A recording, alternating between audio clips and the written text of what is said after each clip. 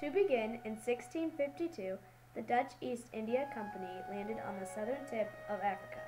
This trading company came to Africa to build a fort, a place where their company's ships could stop and replenish their supplies.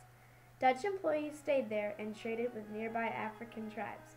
Peace didn't last long between the newcomers and the natives. Even though they continued to trade, the Africans were annoyed that the Dutch had no respect for them or their land. In 1670, the Dutch took over most power due to high-tech weapons, forcing natives to become slaves. During the 1700s, the Dutch issued passes to Africans. Without passes signed by the Dutch government, you were not allowed to be anywhere near a white area. Also, during this time, African tribes tried to resist Dutch control. By the year 1799, the African tribes Khoikhoi and San, who had become laborers, stopped farming and started fighting against the Dutch to regain their land. Soon the British wanted in, so they came and took over everyone, including the Dutch. The British wanted a smooth reign and smooth government, so they tried to accommodate to many of the Dutch's needs.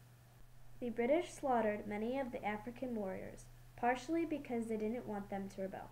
In 1833, the Slavery Abolition Act banned slavery in any part of the British Empire.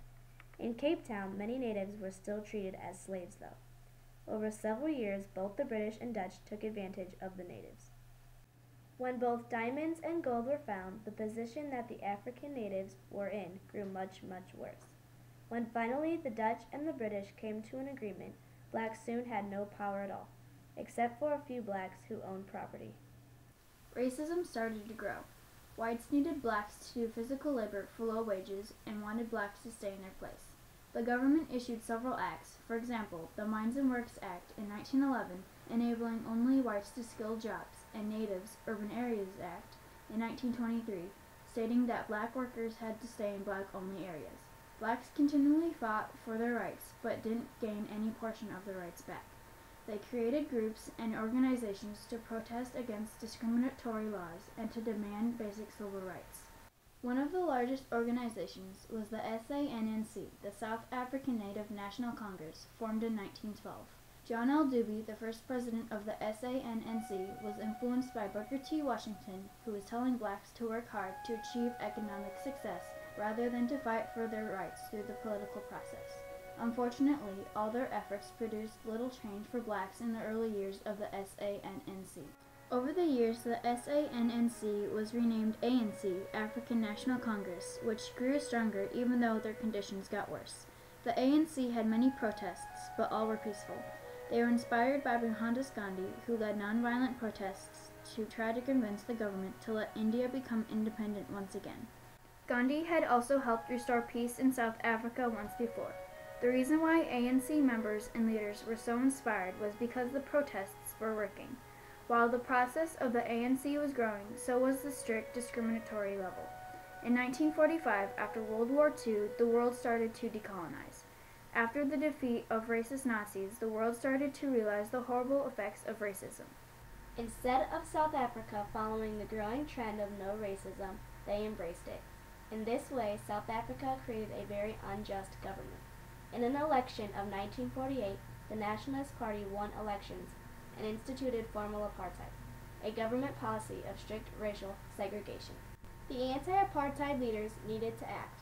They had many protests, but few worked. Even as the movement grew, blacks began to question the ANC. They thought that the ANC was not only helping blacks regain power, but it was helping other races. People soon founded the PAC, Pan-African Congress, in 1959. The ANC, PAC, and other anti-apartheid organizations created a Freedom Charter in 1955. The South African police found out and arrested 156 leaders of the organizations, including Nelson Mandela. The charge was high treason, which resulted in the treason trial, more or less a distraction to stop the protests. In the end, no one was found guilty. After a passes law was approved, Africans were worried about their freedom. The law was that all blacks had to carry a passbook or reference book with them whenever they left the house. If blacks didn't have the passbook, they were immediately thrown in jail. ANC was led by Nelson Mandela, Walter Sisulu, and Oliver Tambo. Also, the PAC was led by Robert Sobukwe, and Nelson Mandela contributed. These important organizations helped create protests for their followers. So, on March 19, 1960, Robert Sobukwe, president of the PAC, told his followers he was going to start an anti-pass campaign. PAC thought this was going to be the first step to gain blacks their freedom and independence. All protesters left their passes at home and demanded the police to put them all in jail. With all jails filled, the economy would be at a standstill and the law would be scrapped. On March 21, 1960, the ANC, PAC, and 5,000 followers went and protested in front of the local police station. The crowd was very large, so 300 policemen arrived to help the local police. A fight broke out at the front of the crowd and a policeman fell over. The people in the back of the crowd started pushing forward to see what happened. Police said that rocks were thrown, but other witnesses said there were no rocks thrown, just a peaceful protest. Either way, the police didn't know what to expect. Then the peaceful protest took a terrible turn. Without any warning, police shot into the crowd. People tried to run away, but some were shot in the back. 69 people were killed, including 8 women and 10 children. Additionally, 180 people were wounded, including 31 women and 19 children. A state of emergency was declared and 18,000 were arrested. 9 days after the protest, on March 30th, 1960, all protesting was made illegal. Furthermore, the Unlawful Act of 1960 was created by the South African government. This act banned all anti-apartheid groups like the PAC and NAC.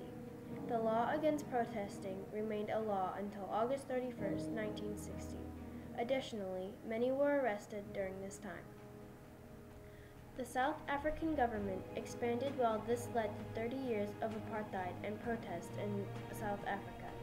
People knew they had to take action and go underground to lead the movement. Nelson Mandela was up for the job and was perfect for it. The Sharpeville Massacre was a horrific event. After the massacre, people started to realize what was actually happening and how their efforts for changing apartheid weren't working. South Africa is a country of many races. There is room for all the various races in this country. The Africans want one man, one vote. They want political independence.